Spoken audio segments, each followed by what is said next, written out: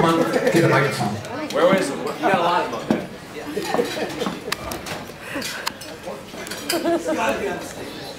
Always, always.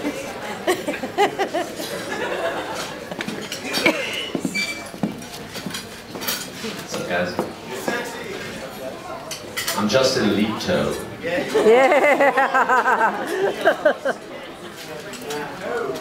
Let me just start by saying, when Matt was 14 years old, he was abducted by aliens. Now let me explain. From the time he was born until he turned about 14 years old, he was messy, he was dirty, he always had food on his face, and if he didn't have food on his face, he had a rash on his face from the food he just had on his face. But all of a sudden, he had no charisma and he wasn't very good with girls. All of a sudden, at about age 14, he woke up one day and he was taller than me, better looking than me, more charismatic than me, and everybody loved him more than they loved me. And this wasn't something that happened over time. It was one day he was Fat Matt, the next day he was tall, good-looking Stud Matt. Now listen, I have another brother, Ian, and Ian also was a little chubby when he was younger, and he transformed himself into also, you know, a big, strong kid. But I actually saw him run and change his diet, and it took some time, and we watched the transformation. But for Matt, it literally happened overnight.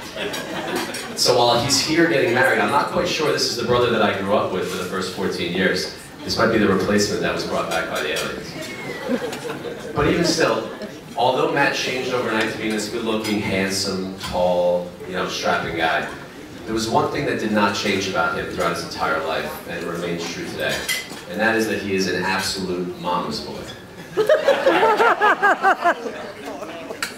And I can go over literally thousands of stories that would explain to you why my brother's a mama's boy and why he's mommy's favorite. But I'll just choose one. One that stands out in my mind from when we first moved to Miami.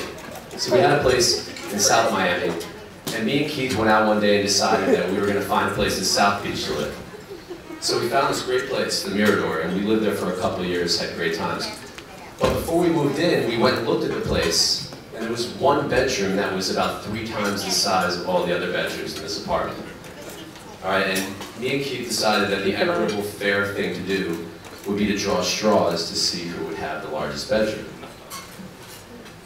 There's only one hitch, and that is that my mom had bought my brother this king-size bed that had chest of drawers attachments that literally spanned longer than this entire width of this dance floor.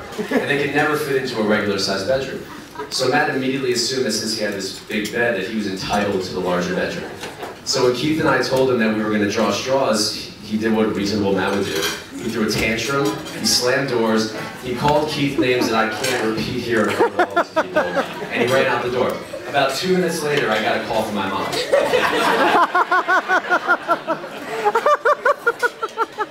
So I picked up the phone. My mom said, "Justin, can you please give Matt the bigger bed?" Just like you. Come on, he's got a big bed. We don't want to have him buy new furniture. Can you please give him the bigger bedroom? And I said, no, it's only fair. That why should Keith and I take the smaller bedroom just because Matt has this ridiculous bed that you bought him? So my mom did also what any reasonable mother would do. She yelled at me and hung up on me. But I didn't listen to her this time. Me and Keith forced Matt to draw straws, and what do you think happened?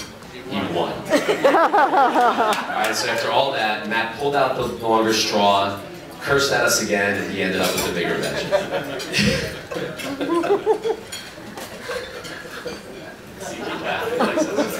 Not a word of that is made up, that's completely true. But you know what? Regardless of whether Matt is a mama's boy and a baby, there's one thing I can say about him.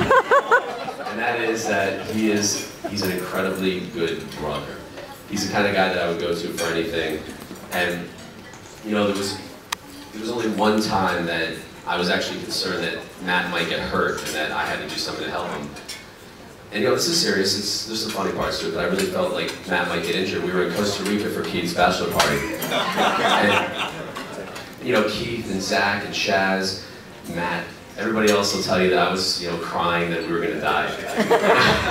happened was this really talented Costa Rican raft instructor took us out whitewater rafting and decided to run us up a wall so that our boat flipped over in the middle of the whitewater rapids. And the second we flipped over, the first thing that came to my mind was, where's my brother? And I was concerned that something was happening to him because we were floating down these whitewater rapids. And I looked back and I could see him floating, but I couldn't do anything to help him. And I was worried. So that, luckily we were okay because I single-handedly flipped over the boat and rescued every single person. So for Keith, Zach, Shaz, Matt, all you guys can thank me that you're alive and well today because I pulled y'all to safety. But the truth is that I was actually really worried about him, and it was a scary moment in my life, and I was happy that we were able to get out of that crazy thing alive. Our family started off when we were younger. It was me, Matt, and Christine. There was 3 of us. And then when my parents got divorced and my mom remarried Mark, we got 2 more brothers and another sister. And then my dad and June had our sister Jennifer, so there were 7 of us. So our family keeps getting bigger and bigger, which is great. When we were younger and we used to go out to dinner, I used to get embarrassed because everyone was very loud and obnoxious. I used to call us the dysfunctional Brady Bunch, because we really were. But now as we've gotten a little bit older and our family has gotten bigger, I've realized how special it is to have that many people to call family. And that's why, with all the people that are here through the extended family, through remarriage, Matt and I are very fortunate. We're the oldest 2 brothers of a large family, and we're very lucky to have everybody here with us today. I want to close with something that I wanted to say for my grandparents here tonight. Tonight is Matt and Brielle's first day of marriage, and we celebrate that as their anniversary. Today is also my grandfather Cindy and Gloria's 61st anniversary of marriage. And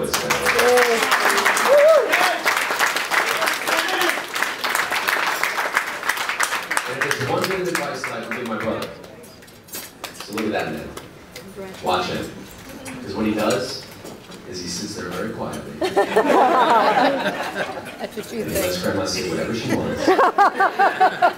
He doesn't interrupt her. He lets her interrupt him. And then he waits till he gets home to say, Gloria, shut up. And they've lasted 61 years, so you guys should take heed of that. And Brielle, it really is a pleasure to welcome you to our family. We have a very big family. We have open arms. 3 months ago, we welcomed Ashley to the family. She's Matt's new sister. She's my wife. We're having a baby soon. And